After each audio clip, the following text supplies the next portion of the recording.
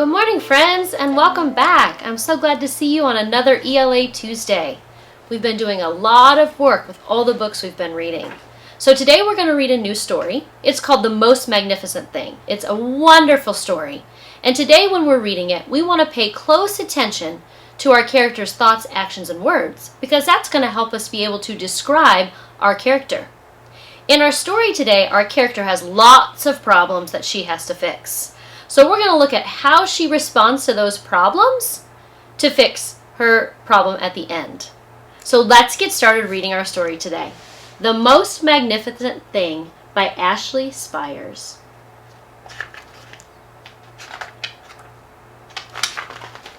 The Most Magnificent Thing. This is a regular girl and her best friend in the whole wide world. They do all kinds of things together. They race, they eat, they explore, they relax. She makes things. He unmakes things. One day the girl had a wonderful idea. She was going to make the most magnificent thing. She knows just how it will look. She knows just how it will work.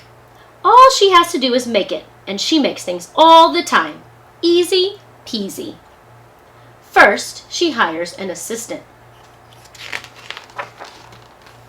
Next, they gather their supplies. They set up somewhere out of the way, and they get to work. The girl tinkers and hammers and measures, while her assistant pounces and growls and chews. When she is finished, she steps back to admire her work.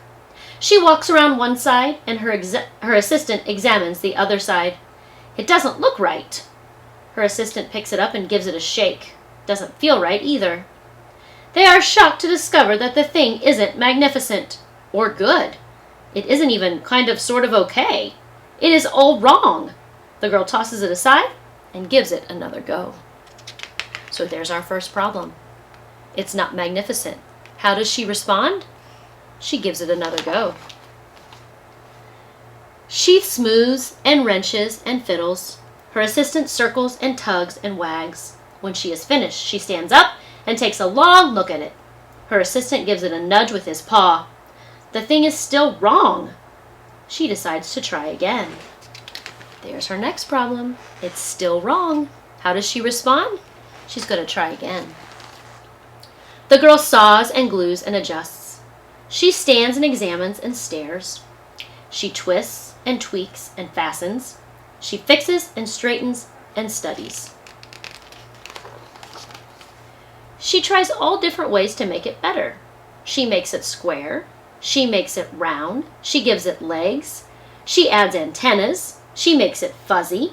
She makes it long. She makes it short, rough, smooth, big, small.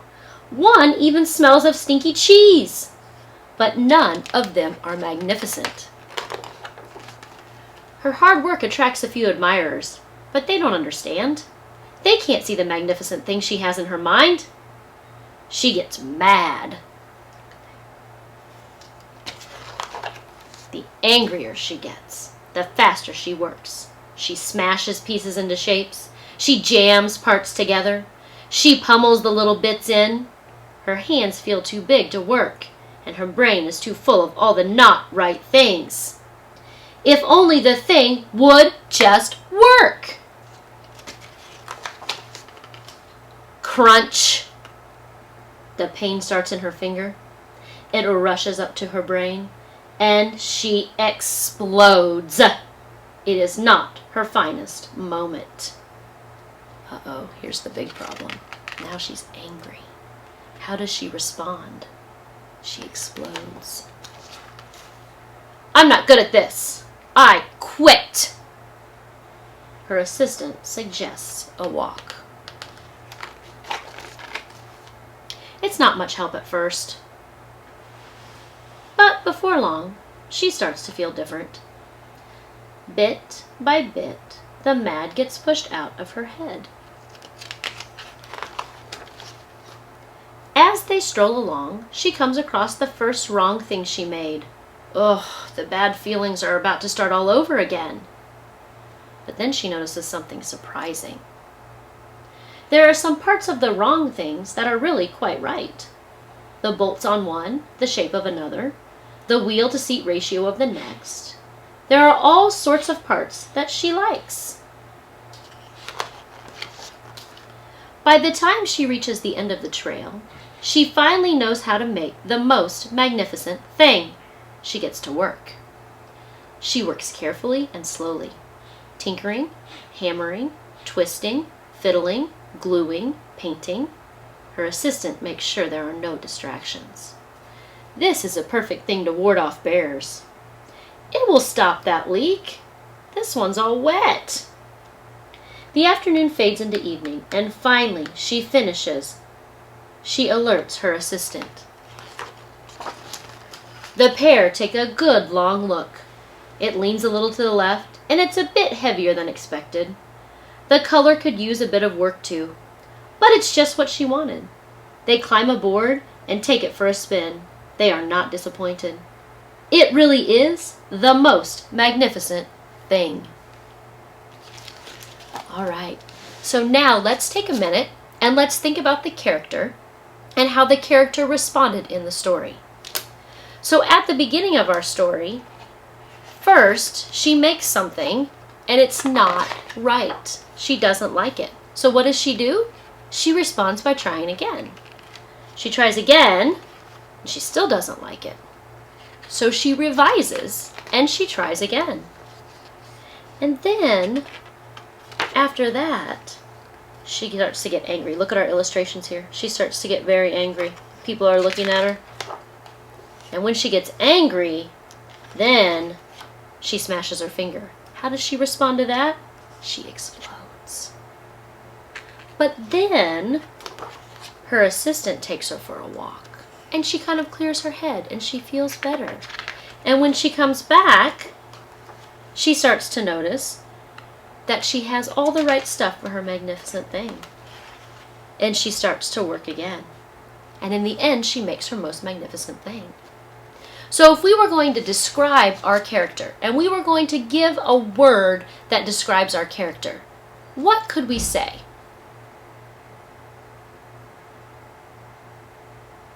What word did you come up with? The word I'm thinking of for our character is the word persistent. She keeps trying no matter what. I think the little girl is persistent because she keeps revising and editing and changing her most magnificent thing until she finally figures it out and gets what she wants. So when you're reading books with your mom or your dad or your brothers or sisters or at school, I want you to be paying close attention to the character's thoughts, actions, and words, because those tell us a lot about our character, and we can start to put words to describe our character. I hope you enjoyed the book, and I'll see you again next week. Have a good week.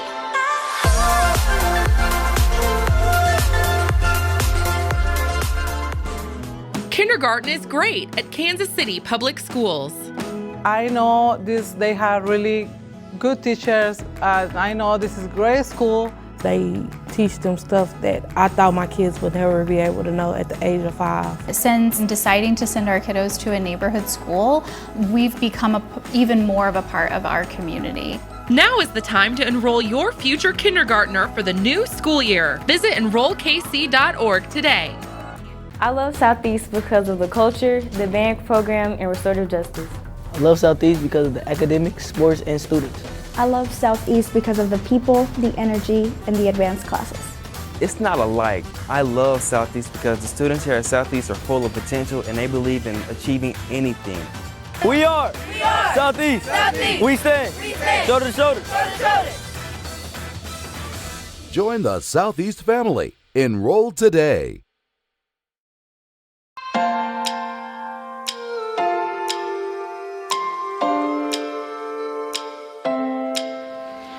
Hi, and welcome back to ELA Tuesday for 3rd through 6th grade. I'm Sherry Easton, and we're going to turn today to the book Terrible Things. This time when we look at character interactions, we're going to look at an interaction between one character and a whole bunch of characters together that operate like one. This is Terrible Things. Remember, we're looking at character interactions. In Europe, during World War II, many people looked the other way when terrible things happened. They pretended not to know that their neighbors were being taken away and locked in concentration camps. They pretended not to hear their cries for help. The Nazis killed millions of Jews and others in the Holocaust. If everyone had stood together at the first sign of evil, would this have happened? Standing up for what you know is right is not always easy, especially if the one you face is bigger and stronger than you. It's easy to look the other way, but if you do, then terrible things can happen. Now we're going to look at what happens when Little Rabbit, there he is right there, meets the terrible things. Remember, the terrible things are a whole bunch of creatures that operate like one character together. Everything they do is always right together, so they actually end up being like one character. The clearing in the woods was home to the small forest animals. The birds and squirrels shared the trees, and the rabbits and porcupines shared the shade beneath the trees, and the frogs and fish shared the cool brown waters of the forest pond. They were content until the day that the terrible things came. Little Rabbit saw their terrible shadows before he saw them. They stopped at the edge of the clearing, and their shadows blotted out the sun and darkened everything. See how scared he is? Notice this first interaction, right? Here's the terrible things, and Little Rabbit is full of fear. It's the first interaction. Not all character interactions are pleasant, right? We have come for every creature that with feathers on its back, the terrible things thundered. We don't have feathers, the frogs said. Nor we, said the squirrels. No, definitely not, said the porcupines. Not us, said the rabbits. The little fish leaped from the water to show the shine of their scales, but the birds twittered nervously in the tops of the trees. Feathers. They rose in the air, then screamed away into the blue of the sky. But the terrible things had brought their terrible nets, and they flung them high and caught the birds and carried them away. The other forest creatures talked nervously among themselves. Those birds were always kind of noisy, old Porcupine said. Good riddance, I say. There's more room in the trees now, the squirrel said. Why did the terrible things want the birds? Little Rabbit asked. What's wrong with feathers? Ooh, no, we mustn't ask, Big Rabbit said. The terrible things don't need a reason. Just be glad it wasn't us that they wanted. Notice that Little Rabbit has an interaction with the terrible things, even though they're not around. He has that when he says, why did the terrible things want the birds? Little Rabbit asked. What's wrong with feathers? See, he's questioning the terrible things. That's an interaction, even though they're not even here, right? Now there were no birds to sing in the clearing, but life went on almost as before, until the day that the terrible things came back. Little Rabbit heard the thump of their terrible feet before they came into sight. We have come for every bushy-tailed creature who lives in the clearing, the terrible things thundered. We have no tails, the frog said. Nor do we, not real tails, the porcupine said. The little fish leaped from the water to show the smooth shine of their finned tails, and the rabbits turned their rumps so the terrible things could see for themselves that they had little fluffy ball tails, not bushy-tailed. Our tails are round and furry, they said, and by no means are they bushy. The squirrels chittered their fear and ran high into the treetops. But the terrible things swung their terrible nets higher than the squirrels could run and wider than the squirrels could leap, and they caught them all and they carried them away out of the forest clearing. Those squirrels were greedy, Big Rabbit said, always storing away things for themselves and never sharing. But why did the terrible things take them away? Little Rabbit asked. Do the terrible things want the clearing for themselves? No. They have their own place, Big Rabbit said, but the terrible things don't need a reason. Just mind your own business, Little Rabbit. We don't want them to get mad at us. Now there were no birds or to sing or squirrels to chitter in the trees, but life in the clearing went on almost as before, until the day the terrible things came back again. Notice they come back every time, right? Little Rabbit heard the rumble of their terrible voices. We have come for every creature that swims in the waters, the terrible things thundered. Oh, we can't swim, the rabbit said quickly. And we can't swim, the porcupine said. The frogs dived deep in the forest pool, with ripples spiraled like corkscrews on the dark brown water, and the little fish darted this way and that in streaks of silver. But the terrible things threw their terrible nets down into the depths, and they dragged up the dripping frogs and the shimmering fish, and they carried them away. Now, following the pattern of the book, we know what Little Rabbit's interaction is going to be, right? He's going to question the terrible things. Why did the terrible things take them? What did the frogs and the fish do to them? Little Rabbit asked. Probably nothing, Big Rabbit said. But the terrible things don't need a reason. Many creatures dislike frogs, lumpy, slimy things they are. And fish are so cold and unfriendly, they never talk to any of us. Now there were no birds to sing, no squirrels to chitter, no frogs to croak, no fish to play in the forest pool. A nervous silence filled the clearing. But life went on almost as usual, until the day the terrible things came back. Little rabbits smelled their terrible smell before they came into sight. The rabbits and the porcupines looked everywhere except at each other. Think about why they're not looking at each other. There's an interaction, right? So why are the porcupines and the rabbits not looking at each other? I think it's because they're both expecting that the terrible things have come for one of them, right? We have come for every creature that sprouts quills on its back, the terrible things thundered. The rabbits stopped quivering. We don't have quills, they said, whew, fluffing their soft white fur. So they're relieved, because they're not coming from the rabbits, they're coming from the porcupines. The porcupines bristled with all their strength, but the terrible things covered them with the curl of their terrible nets, and the porcupines hung in them like flies in a spider's web as the terrible things carried them away from the forest clearing. Those porcupines always were bad-tempered, Big Rabbit said shakily, prickly, stickly things. This time, Little Rabbit didn't ask why, because he knew the terrible things didn't need a reason. The smell still filled the clearing, though the terrible things had gone. What is that interaction? I'm going to read that one more time, because this time, Little Rabbit's interaction is to ignore the terrible things, right? He's kind of given up. He says this time, Little Rabbit didn't even ask why. By now, he knew that the terrible things didn't need a reason. I liked it better when there were all kinds of creatures in our clearing, he said, and I think we should move. What if the terrible things come back? So now, the interaction is that he's worried about the terrible things, right? I liked it better. Nonsense, Big Rabbit said. Why should we move? This has always been our home, and the terrible things won't come back. The only ones left are us. We are the right rabbits, and it can't happen to us. As day followed peaceful day, Little Rabbit thought Big Rabbit must be right. Maybe they weren't coming back. He started to feel a little bit more comfortable. Until the day the terrible things came back. Little Rabbit saw the terrible gleam of their terrible eyes through the dark forest, and he smelled again their terrible smell. We have come for any creature that is white, the terrible things thundered. There are no white creatures here but us, Big Rabbit said. We have come for you then, the terrible things said. The rabbits scampered in every direction. Help, they screamed. Somebody help! But there was no one left to help. No fish, no birds, no squirrels, no frogs, no porcupines. Nobody left to help. And the big circling nets dropped over them, and the terrible things carried them away out of the forest clearing. So now Little Rabbit has a pretty horrible interaction with the terrible things, right? In this case, the terrible things caught the rabbits and took them away. But notice who's still here. Little Rabbit somehow got away. So let's see if he's going to interact with the terrible things again. All but Little Rabbit, who was little enough to hide in a pile of rocks by the pond and smart enough to stay so still and so quiet that the terrible things thought he was a rock himself. When they had all gone, Little Rabbit crept into the middle of the empty clearing. I should have tried to help the other rabbits, he thought. If only we creatures had stuck together. It could have been different. Sadly, Little Rabbit left the forest clearing. He'd go tell other forest creatures about the terrible things, and he hoped somebody would listen. So in this story, the one character, Little Rabbit, interacts with a bunch of characters, the terrible things, right?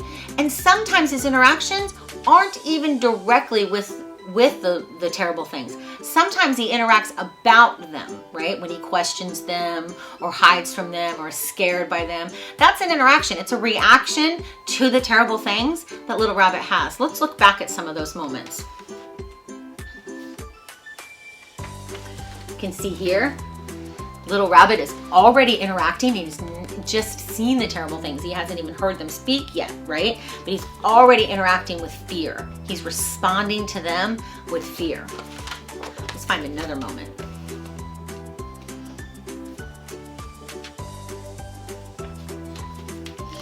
When he's asking Big Rabbit, remember this moment when he's asking Big Rabbit, why did they come for the birds? I don't understand, right? So he's questioning the actions of the terrible things, and Big Rabbit says, don't worry about it, it's perfectly fine, it just happens, right?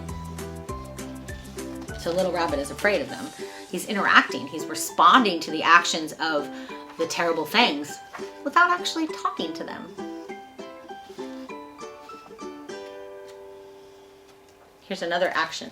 Here's another time when he's responding, when Big Rabbit says, don't worry about it, it's gonna be perfectly fine. And Little Rabbit's not so sure. You can tell by his face.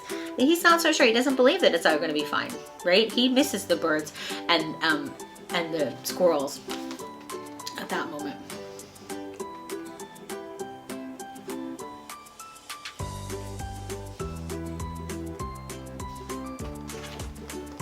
Look at this picture. Here's another time when Little Rabbit interacted with the terrible things. Notice how he's cowering, kind of in fear, like he's shrinking away, right? Because he's so afraid of them. This is when he saw the terrible gleam of their terrible eyes through the forest darkness, right? So you can tell already that he's responding to those terrible things.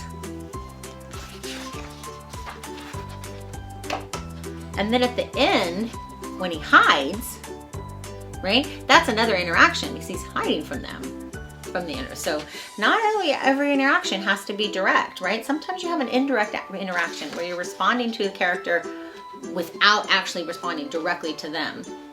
And then when Little Rabbit leaves the forest to go off and warn the other forest creatures about the terrible things, that's also an interaction because he's responding to what the terrible things did, right? So now he's saying, I'm gonna go and save the other forest creatures, right? That is The Terrible Things by Evelyn.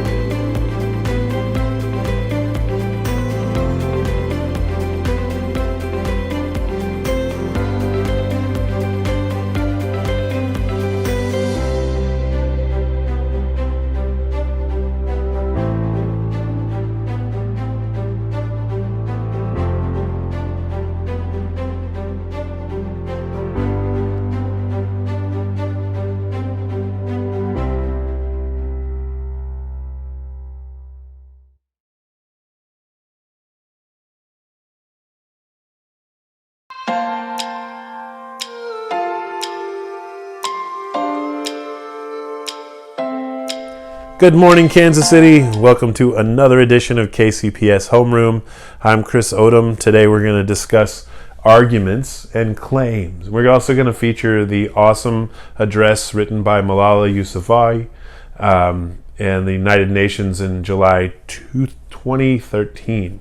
So let's look at this quote to start us off. And it says, "With guns, you can kill terrorists. With education, you can kill terrorism." So no mistake in knowing why I'm featuring this young person, because I know there are other young people out there who may or may not know about Malala, but certainly I would say find her an unbelievable inspiration. So today we're going to define argument and claim and learn how to identify a claim and probably the difference between just a claim and an opinion. We're also going to hear a bit of her address to the United Nations from July 2013 and list 3 forms of tech support. So you're going to want to have something to jot down some ideas with, or your computer, your phone, something so you can record your thinking. Okay, then to finalize it all, we're going to review the claim that you might hear. I've picked it out ahead of time to see if when you find it yourself, you think you've found the same passage I have. Okay, and I would encourage you, if you want to find this passage, it's available on the internet for absolutely free on a website called Common Lit. It's a good place to find lots of good things for classroom instruction and maybe to work on extra at home. Okay, so Malala Yousafzai, let me say that. I've been actually trying it my best over the last day or so. I still didn't do it so well. So let me say Malala Yousafzai is the youngest ever Nobel Prize laureate, and she is a Pakistani activist and author, so it'll be really exciting to read her work. Okay, so let's start off with a definition of what an argument is. And having worked in English classes all the way through college experience writers, I've even seen at college campuses where they revisit this word because it has many different connotations and definitely in different situations means different things. So when we're talking about using it in school, are we talking about an argument, the one that comes to mind where we're going to really go to Dukes and have a conflict and a bunch of loud screaming voices that might erupt in the corner of our ear that we weren't sure what was going on? Is that your first impression of this word? And is it, it kind of connecting with some of these images that when I look on Google, I find as the first example of what argument really means? You can see some struggle going on here, and usually even some physical, very close proximity. So nobody's wearing a mask, and this was all pre-COVID. All right, but then you get to an academic argument. In an academic argument, you might see in the court of law. There might be some other situations here where there's a panel. This fellow on the left over here looks like he's wearing, I believe, the gear of a clerk or a judge. And I see military garb. So there's probably, in this case, like a sense of rules and protocol for structure that we follow when we form an argument and present our case, right? When you've heard those words before. So a lot of that has a lot to do with what we consider an academic argument. You won't hear people call it that. You'll just hear argument or argumentative writing. And what makes it a little different than just writing persuasively is that in an argument, you're also thinking the most about the other position of the opposing view, which is called a counterclaim, and trying to take that into consideration with the whole way you present your side. So that is really very interesting pursuit, and something that you would think probably happens a lot in the court of law, and some of our best thinkers then go into the field of law. Okay, so where would you see argument in real life? And not again that one that we're talking about that you might see not exactly at work, but it could happen, right? Instead, the kind of argument you might have in work, where two people really just need to come to agreement, and there's reasons that they need to use to support their reasoning before we kind of decide how that could work for both parties, or how one side might actually have the goal that we both choose, right? if you're talking about something in a workplace situation, if you're talking about things at the store, if you're negotiating a price, you're thinking on your feet, right? And all of these have something to do with argument. If you're trying to put together a solution for why somebody might not agree with somebody else, conflict resolution, then you might be thinking in terms of kind of an academic argument. What are both sides of this situation? Empathy comes from that process. Argument is a hard thing to do if your emotions are kind of ruling you and dominating even your behavior in the way that you might stay composed. You see a lot of lawyers, right, who are working on that even though they might feel very strongly about the topic. And then that is definitely part of the challenge in doing an academic argument. And then the ability to present well. It can do a lot for people down the road as they're learning these skills in their educational journeys.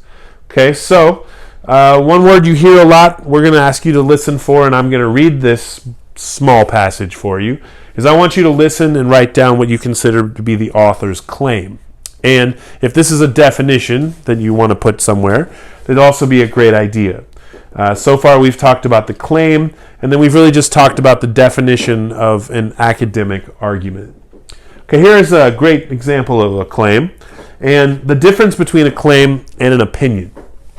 An opinion might be like, Twinkies are awesome, but a claim might be, Twinkies taste better than other snacks because of their texture, their creamy filling, and their golden appearance.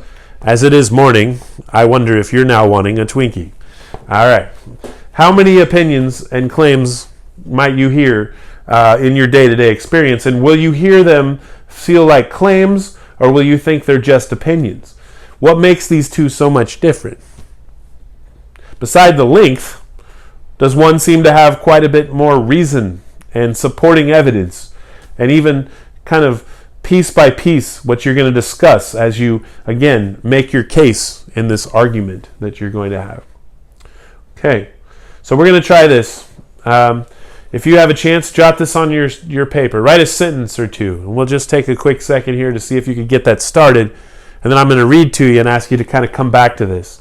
See if you could put one of these sentence frames down on your paper so that we'll see if you come back, you'll start an argument.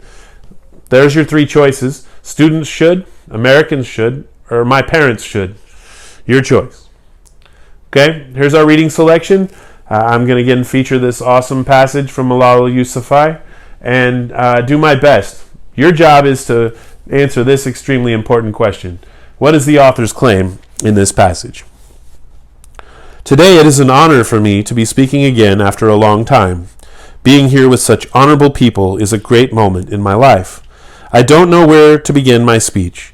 I don't know what people would be expecting me to say. But first of all, thank you to God, for whom we all are equal, and thank you to every person who has prayed for my fast recovery and a new life. I cannot believe how much people have shown me. I have received thousands of good wish cards and gifts from all over the world. Thank you to all of them. Thank you to the children whose innocent words encouraged me. Thank you to my elders whose prayers strengthened me. I would like to thank my nurses, doctors, and all the staff of the hospitals in Pakistan and the UK and the UAE movement who have helped me get better and recover my strength. I fully support Mr. Ban Ki-moon, the Secretary General, and his Global Education First Initiative, and the work of the UN Special Envoy, Mr. Gordon Brown. I thank them both for the leadership they continue to give. They continue to inspire all of us to action. Dear brothers and sisters, do remember one thing. Malala Day is not my day. Today is the day of every woman, every boy, and every girl who have ever raised their voice for their rights. There are hundreds of human rights activists and social workers who are not only speaking for human rights, but who are struggling to achieve their goals of education, peace, and equality. Thousands of people have been killed by the terrorists, and millions have been injured. I am just one of them. So here I stand, one girl among many. I speak not for myself, but for all girls and boys. I raise up my voice, not so that I can shout, but so that those without a voice can be heard. Those who have fought for their rights, their right to live in peace, their right to be treated with dignity, their right to equality of opportunity, their right to be educated. Dear friends, On the 9th of October 2012, the Taliban shot me on the left side of my forehead. They shot my friends too. They thought that the bullets would silence us, but they failed. And then out of that silence came thousands of voices. The terrorists thought that they would change our aims and stop our ambitions, but nothing changed in my life except this. Weakness, fear, and hopelessness died. Strength, power, and courage was born. I am the same Malala. My ambitions are the same. My hopes are the same. My dreams are the same. Dear brothers and sisters, dear sisters and brothers, I am not against anyone. Neither am I here to speak in terms of personal revenge against the Taliban or any other terrorist group. I am here to speak up for the right of education of every child. I want education for the sons and the daughters of all the extremists, especially the Taliban. I do not even hate the Talib who shot me. Even if there is a gun in my hand and he stands in front of me, I would not shoot him. This is the compassion that I have learned from Muhammad, the prophet of mercy, Jesus Christ, and Lord Buddha. This is the legacy of change I have inherited from Martin Luther King, Nelson Mandela, and Muhammad Ali Jinnah. This is the philosophy of nonviolence that I have learned from Gandhi Ji, Baka Khan, and Mother Teresa. This is the forgiveness that I have learned from my mother and father. This is what my soul is telling me. Be peaceful and love everyone. Dear sisters and brothers, we realize the importance of light when we see darkness. We realize the importance of our voice when we are silenced. In the same way, when we were in Swat, the north of Pakistan, we realized the importance of pens and books when we saw the guns. And then she goes on, and it's wonderful to read the rest, and I would encourage you to do so. But I would say, as we read an early part of a reading, we hear the claim up there in the front somewhere. So that's what we're really going to use this reading for, and we might even explore it more in future videos. So did you hear a claim? Did you hear a sentence that popped out that really told you the position of this author? I think you heard some background, and you heard where this claim might be coming from, and you heard, the emotion in her voice that really energized the claim. But let's see if you picked out the claim. This is what I heard to be the claim, and when I read it, I felt it. I am here to speak up for the right of education for every child. I want education for the sons and daughters of all the extremists, especially the Taliban. Right? So when we hear that, this is what she's going to present on for the rest of the article that we're reading, but essentially it's a speech. Right? And so from there, this is how she will develop the claim, with the evidence and the reasons that you might hear as we read more deeply and read on. Okay, so what I'm going to ask you to do is to find an example of this by, let's see if we could give you a copy just in magic. But did you hear at least two other ways that she made that claim seem full of evidence and support? We're going to look for those and maybe even come back to them as we discuss this article further. Okay, so what was effective about her argument? Can we really place why we were listening so well and why everybody might feel what she was feeling? And is there something magic about listening to what young people say about what we all maybe once knew and have learned, unfortunately, to think of in different ways? Malala gives us a sense that things like this are possible and that new thinking could really be a benefit to some people more than they may even realize. So again, I love this quote, and we're going to keep that up there. Maybe if I can sneak it in a couple more times. Let's see if you can find an editorial yourself. Go back and find this article. Like I said, it's on Common Lit, which means it's free out there. And find another example of an argument. Read for a little while, stop and jot, write down the claim, and then see if you can find exactly two forms of evidence if I were to collect this from you when we're turning it in. If you can explain the impact of that evidence, then we're even going to a next step where we really start looking about how argument works and why the supporting details we put in one are actually effective. Some of those words are up here on this wall, and we'll see if we can dig into those too. Ethos, pathos, and logos. Something that for sure we hear in a lot of Malala Yousafzai's work. Thanks a lot for joining us for KCPS Homeroom. This has been another wonderful ELA Tuesday. I hope you have a wonderful day.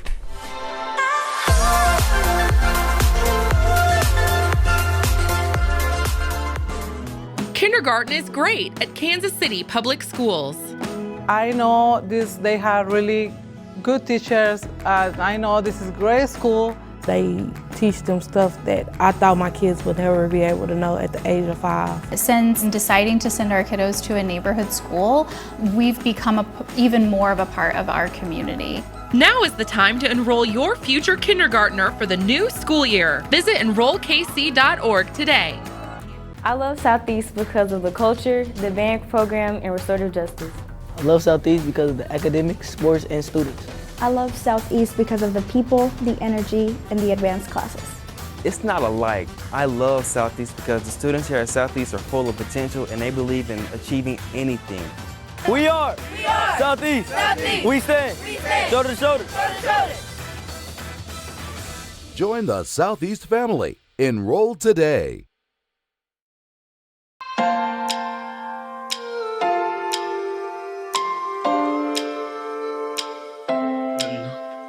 Good morning, Kansas City. Welcome to another edition of KCPS Homeroom. I'm Chris Odom, the ELA coordinator for the Kansas City Public Schools. This morning we have a special edition and something that we're going to start to do from time to time. I'm going to speak with one of my students from prior teaching years at Paseo Academy who's joining us today. His name is Lamond Rushing. He's a poet and somebody that after all of my years in working with in the classroom, remembered to ask me one time if I wanted to do a piece with him. So I thought it'd be exciting for us to start collaborating.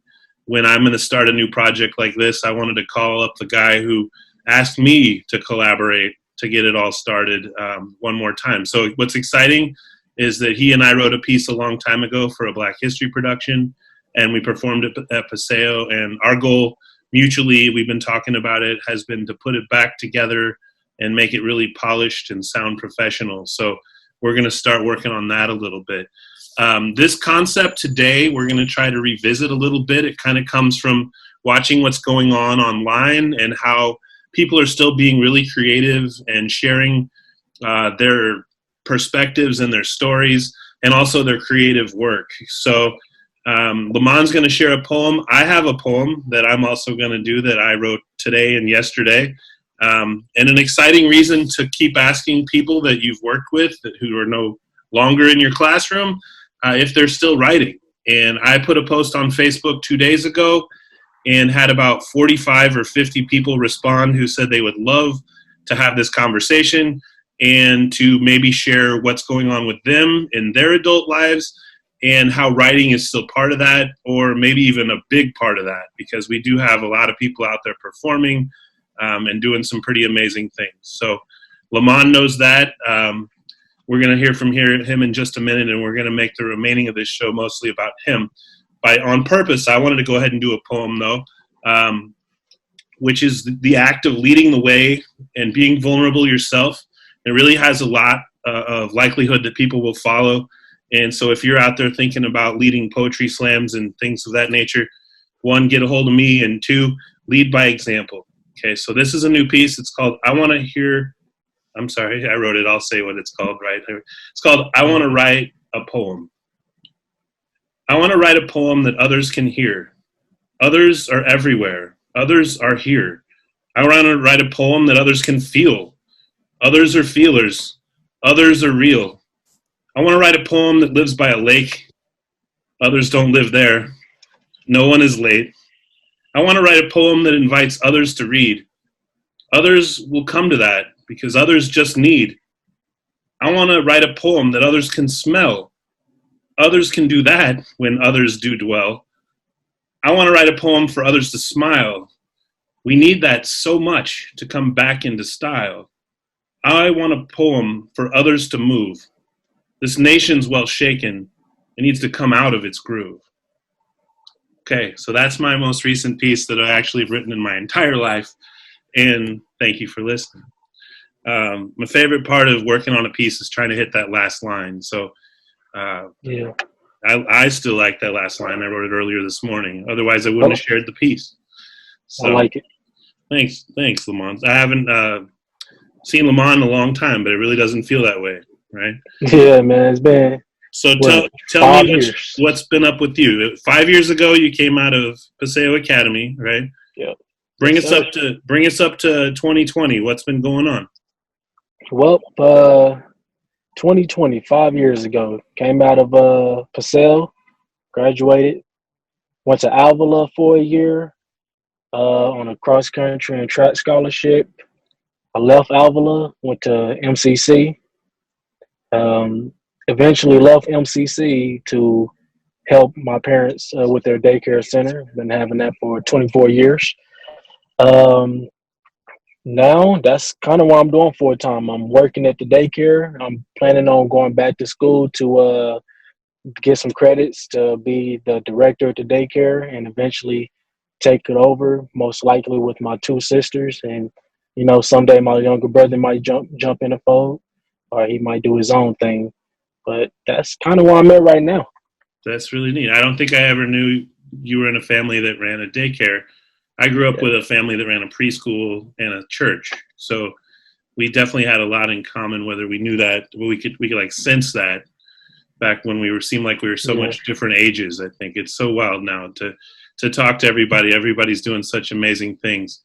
So that's a really neat job to take on, and I'm excited for you to go back to school and, like you're saying, just get what you need to run that place. So fantastic. Do you have a new poem for us we could hear today? Yeah. So I've been working with this kid. His name is Ethan. He's also in the Kansas City School District, go to Northeast. He been wanting me to teach him a little bit how to write, kind of like how you did me.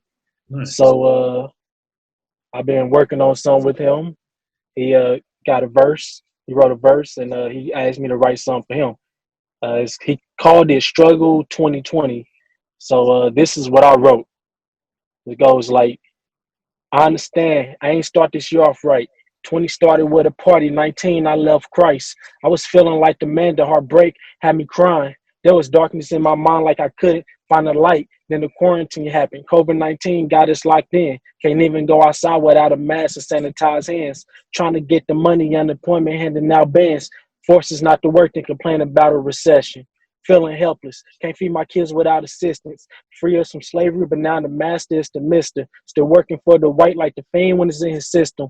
Walk around with chains, but these are just invisible. We killing our legends before they even have a chance. Put your knee on my neck. I can't breathe is what we chant. Too much going on this year, just waiting for it to end. But I keep my faith in God. I know that he got a plan. Woo! All right, man. That's really fun. Thank you for sharing that.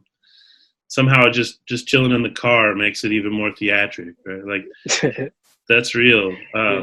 That's real. I love the patterning, and I think you've grown, right? Like I think I can hear steps you've taken since you were in school to keep working on your craft. So it's also really amazing that you're doing that with another young person. That's really cool, really exciting. You can imagine I would like that. So on that level, since you're working with somebody, like, what kind of advice do you pass on, or what do you do to encourage this young man you're working with? Well, when I was younger, I always wanted somebody to like push me and motivate me to, every day just to chase after my dream, no matter if I don't even believe in it. And, it's really hard to find people that will take the time out to think about you and, motivate you to do that kind of stuff. Mm-hmm. So that's one thing I do. I try to, take the time out of my day, no matter what, to, just send them a message like, yo, keep working at it. Whatever you're trying to do, keep working at it.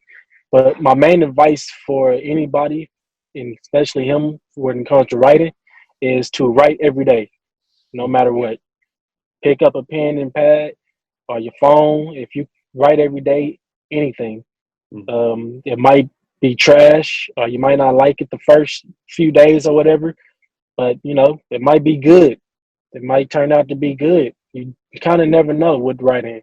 One moment you write something good. One moment you write something that's amazing.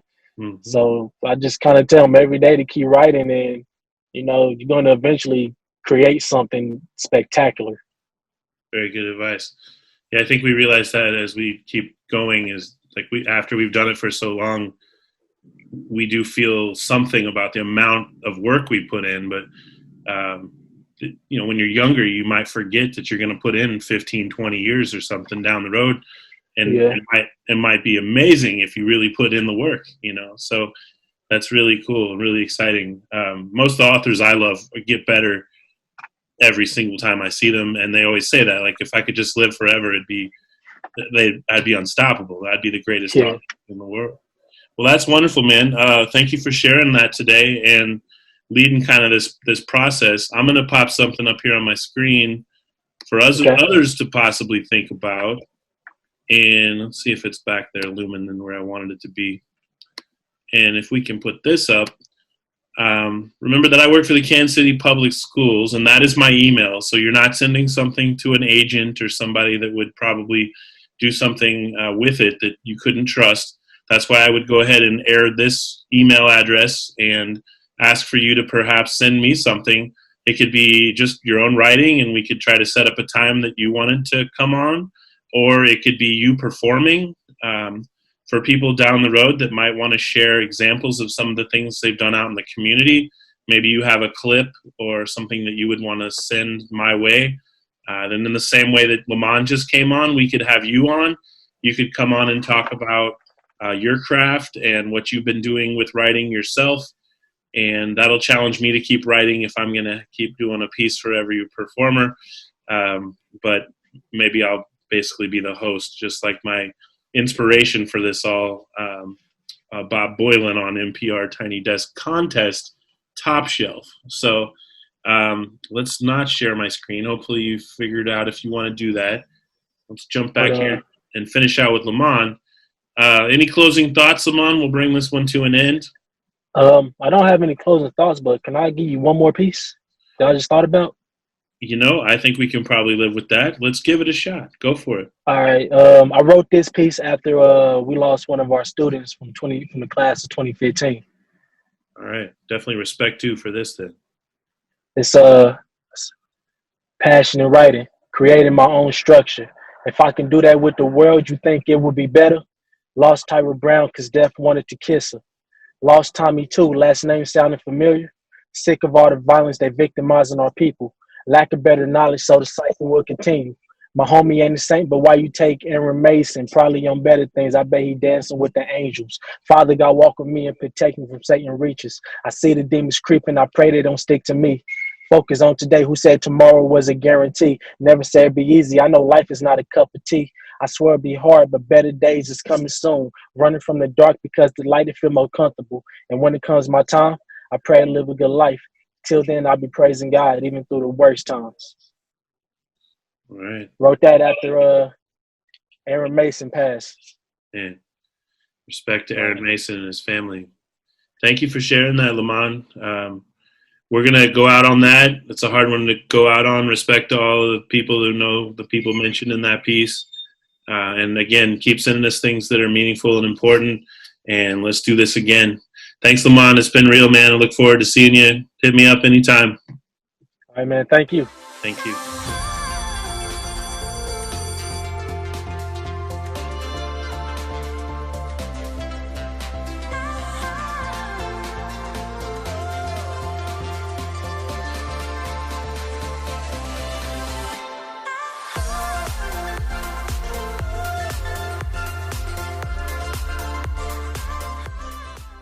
The desire to create lives within each of us.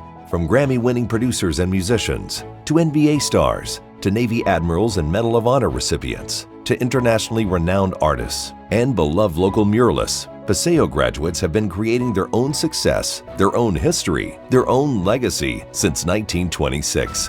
Now it's your time. Create your future at Paseo Academy of Fine and Performing Arts. Learn more at enrollkc.org/Paseo.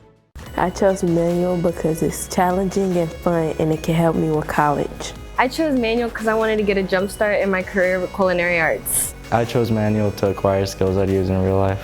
I chose manual because I want to be an ER doctor, and being an EMT is my first step.